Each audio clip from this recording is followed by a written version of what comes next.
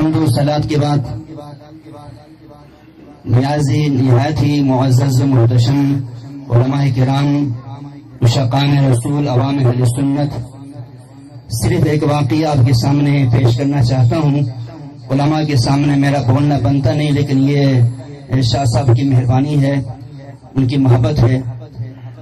تو میرے پیر مرشد کے میرے پیر بھائی بھی فیض رسول صاحب جو ہے مفتی صاحب تشریف فرما ہیں، الحمدللہ نورانی صاحب کا میں بھی مرید ہوں، یہ بھی مرید ہیں۔ تو سورہ بقرہ، جس کو سورۃ البقرہ اس لیے کہا جاتا ہے کہ اس میں گائے کا واقعہ ہے۔ اس گائے کا واقعہ اس طرح ہے کہ اس میں سے جو حصہ میں نے آپ کو سنانا ہے وہ یہ ہے کہ ایک آدمی تھا، بڑی جائیداد، بڑا مال و دولت رکھنے والا، اس کی اولاد نہیں تھی اور اس کے بھتیجے تھے۔ بھتیجے سمجھتے تھے کہ بھئی یہ جب مرے گا تو جائیداد ہمارے نام، لیکن یہ بابا پتہ نہیں کب مرے گا۔ تو انہوں نے راتوں رات اس کو مار دیا، مار کے پھینک دیا، اور صبح دعویٰ کیا کہ ہمارے چچے کو یا ہمارے تائی کو کس نے مار دیا۔ موسیٰ علیہ السلام کے پاس یہ واقعہ پہنچا تو رب ذوالجلال نے ارشاد فرمایا اپنے نبی موسیٰ علیہ السلام سے کہ ان سے کہو کہ ایک گائے ذبح کریں، اور اس گائے کو ذبح کرنے کے بعد مردہ گائے کا گوشت مردے کے ساتھ لگا دے تو وہ مردہ زندہ ہوگا اور زندہ ہو کے بتائے گا کہ کس نے ان کو قتل کیا۔ تو رب ذوالجلال خود زندہ کر سکتا تھا لیکن زندہ نہیں کیا، اور موسیٰ علیہ السلام کے ذریعے سے زندہ کرنا چاہتا تو بھی کر سکتا تھا، اس طرح بھی نہیں کیا۔ رب ذوالجلال نے فرمایا کہ گائے ذبح کرو۔ اس میں ایک راز یہ تھا کہ اس علاقے میں ایک بندہ نیک اور صالح آدمی تھا، اللہ کا ولی تھا۔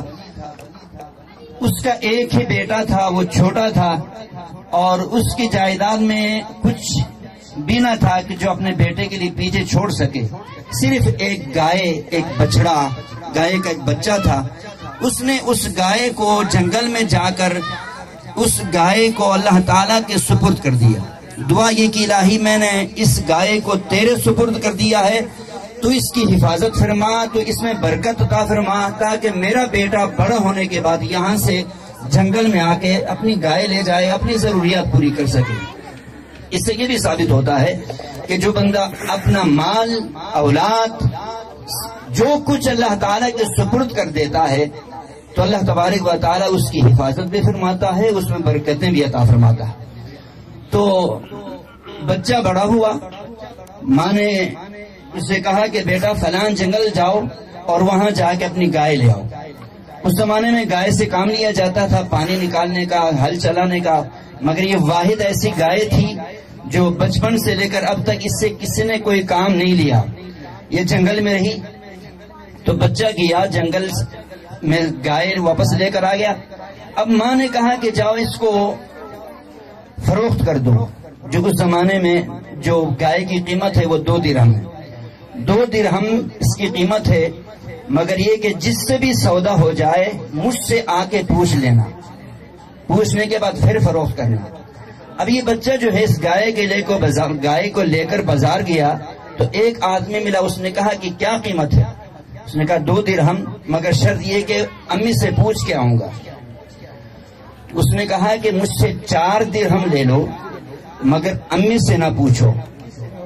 بچے نے کہا نہیں، اگر آج کا بچہ ہوتا تو وہ کہتا کہ چلو میری بھی دہاڑی لگ گئی، 2 درہم اپنی جیب میں، 2 درہم ماں کو دے دوں گا۔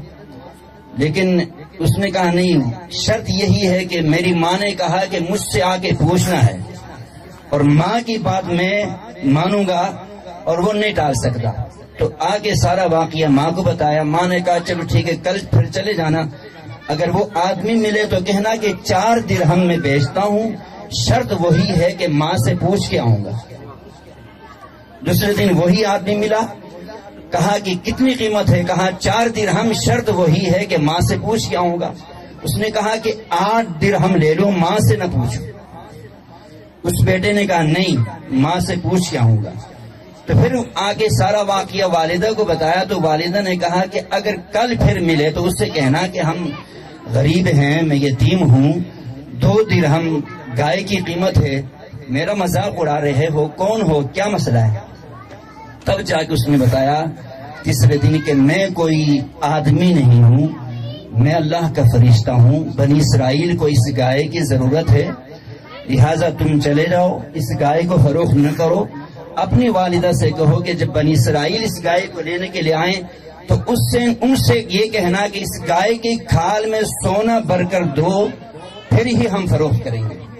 تو یہاں پر سمجھنے کی جو بات ہے وہ یہ ہے کہ دیکھو آج ہم یہ سمجھتے ہیں کہ یار میں پڑھا لکھا بندہ ہوں، میں نے قرآن پاک پڑھا، تفسیر پڑھا، علم حاصل کیا، شہر میں رہتا ہوں، میرا باپ گاؤں میں رہتا ہے، پرانے زمانے کا بندہ ہے، اور جتنی سمجھ میری ہے اتنی سمجھ باپ کی نہیں ہے۔ تو ہم اپنی سمجھ کو اپنے باپ کی سمجھ سے آگے رکھتے ہوئے ماں باپ کی بات نہیں مانتے۔ تو ماں باپ علم نہ بھی رکھتے ہوں، سمجھ نہ بھی رکھتے ہوں، شہر میں نہ بھی رہتے ہوں، تو جو بچہ باپ کی بات مانتا ہے، ماں کی بات مانتا ہے، اگرچہ بظاہر ماں باپ کی بات 100% غلط نظر آ رہا ہو، اپنی بات 100% درست نظر آ رہا ہو، مگر پھر بھی جب ماں باپ کی بات مانیں گے تو اس میں برکت ہوگی۔ وآخر دعوانا الحمد للہ رب العالمین۔